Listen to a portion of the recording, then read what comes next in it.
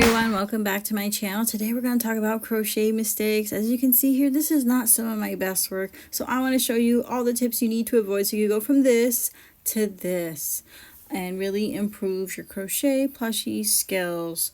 So first, make sure you subscribe and please leave a comment. This is really going to help my channel grow. Give it a thumbs up. My channel's still really new. Alright, and the first one is don't just grab any crochet hook. I mean, it's fine when you're still learning to just get whatever you find at the dollar store, or maybe something like this one here that comes in a crochet kit. But as you continue to learn and grow as a crocheter, it's really important that you get a good quality hook, one that works for you, one that you find comfortable, one that you find is easy to work with, and that your stitches aren't slipping everywhere, and that kind of helps you with your tension. You know, just because it was the first crochet hook you found like at Walmart or the dollar store, just because it came with the crochet kit that you bought that kind of taught you how to crochet doesn't mean it's the best crochet hook for you. And this is going to help you crochet faster, and it's going to help you with your tension and stuff, and then so your plushies are going to end up so much cuter. For me, these ones were from Amazon. They really weren't that much money. I'll see if I could find them below.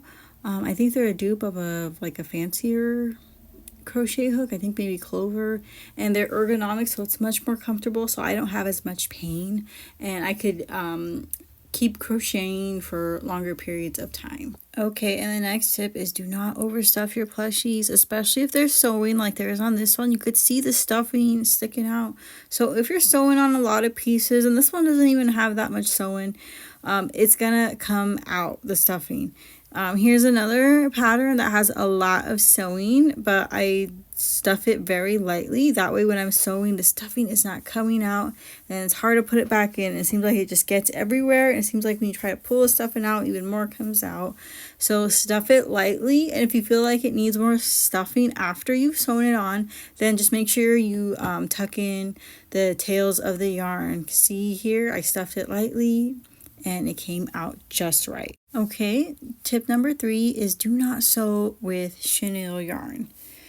It's okay to get a different yarn to sew on pieces. Here I'm using acrylic yarn. I've used cotton yarn before. It makes a huge difference. It gets it done faster, and I feel like the pieces are more steady. They're not wobbly, like they're gonna wiggle off or anything, because not only is the yarn more sturdy, but it's just easier to sew with. There's no shedding getting everywhere. The yarn's not breaking or getting caught. So don't be afraid to try this one, because see, look what happens when you sew with chenille yarn that breaks really easily. It just breaks, it sheds everywhere, it makes a huge mess. It's not fun. So it's okay to get a different yarn to sew, and since the yarn is so thick and fluffy, a lot of times you can't even see the stitches where you sewed with your acrylic yarn.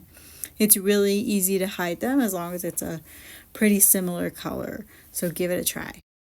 Our next crochet tip is do not, please don't even look at it, please ignore this.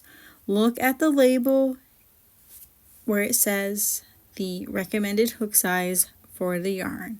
So we see this is a thin yarn, and it says it's size 4. You should use a 5mm crochet hook. We're going to ignore that, especially for Amigurumi. This is how you're going to get gaps in your work. The stuffing's going to be sticking out. There's going to be holes.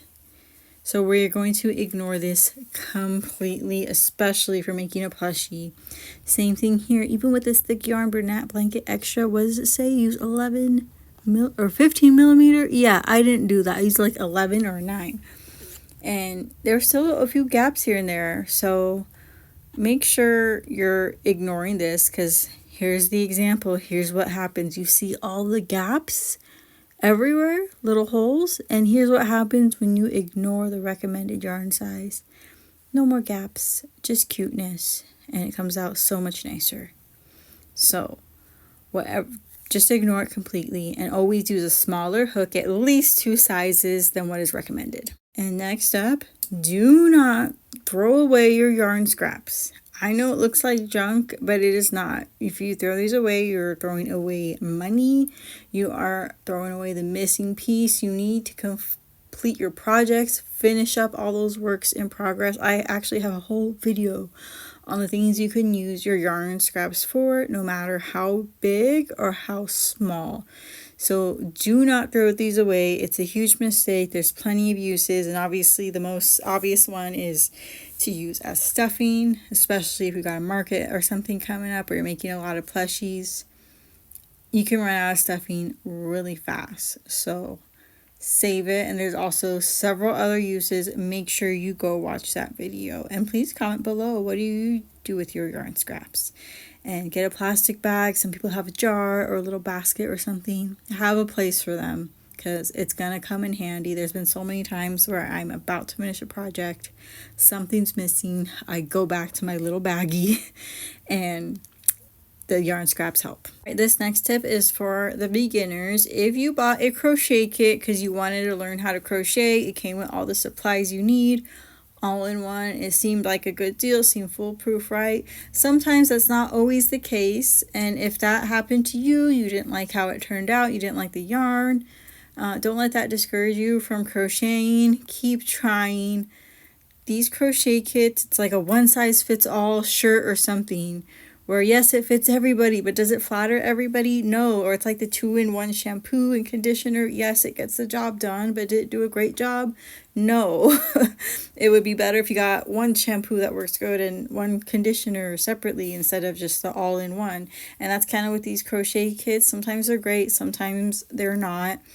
And even if you've been crocheting for years, there's a lot of people who still don't always enjoy these crochet kits. You should watch the Faded Wildflower Crochet. She tries a lot of crochet kits, and some of them she just really doesn't enjoy. Some of them are difficult, whether the supplies or the pattern. So I recommend you check that out. I tried this Dollar Tree one, and I love getting crochet supplies from the Dollar Tree, so I was so excited to try this kit.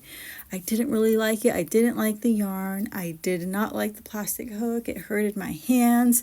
The pattern was very hard to follow. I found that when I found a free pattern myself, like this chicken here, and then I went and picked out yarn that I thought was fun colors, I thought was soft, that I heard other people talk about, and picked out a free pattern and just got the other supplies, that it turned out much nicer. Not only the finished product, but I enjoyed it even more. So don't be discouraged if you got a crochet kit you didn't enjoy.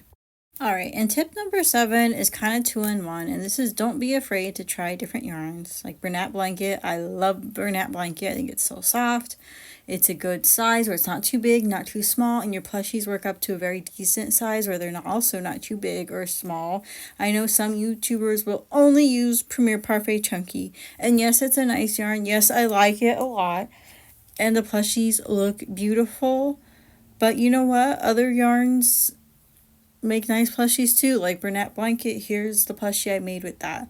So just because one YouTuber says this is the only yarn they're ever going to use, that doesn't have to be the case for you. And then the second part of it is, I know acrylic yarn is very readily available, like at Walmart and Hobby Lobby and Dollar Tree. You can find acrylic yarn just about anywhere. But the problem with that is it can be a little challenging, especially for plushies and amigurumi if you're new. I know there's some really pretty colors that are sparkly and stripy and everything, but if you're new, the acrylic yarn can be a challenge because it shows the gaps, because it's not as thick and fluffy as the other yarns that hide the gaps. So here's when I used I think it might have been a cotton yarn. Anyways, it was from Walmart. Pretty colors, right? But then I tried the same pattern again with big twists. I tried it with the chenille, Premier de Chenille yarn.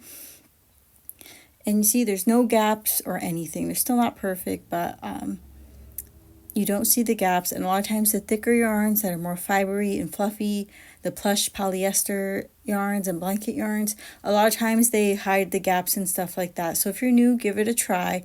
And then once you get better at crocheting, you could go back to that acrylic yarn and you'll probably be really good at it. You probably won't see any gaps or mistakes, and you're really going to like that nice stitch definition. But when you're new, you're still working on the stitch definition, maybe not try acrylic yarn. Once you get better, you'll love the stitch definition. It'll turn out beautiful. But until then, stick with a more plush yarn.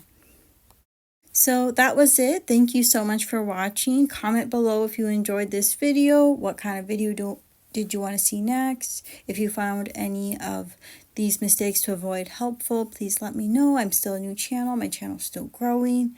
So I really appreciate you watching, especially all the way to the end. If you watched all the way to the end, comment below, comment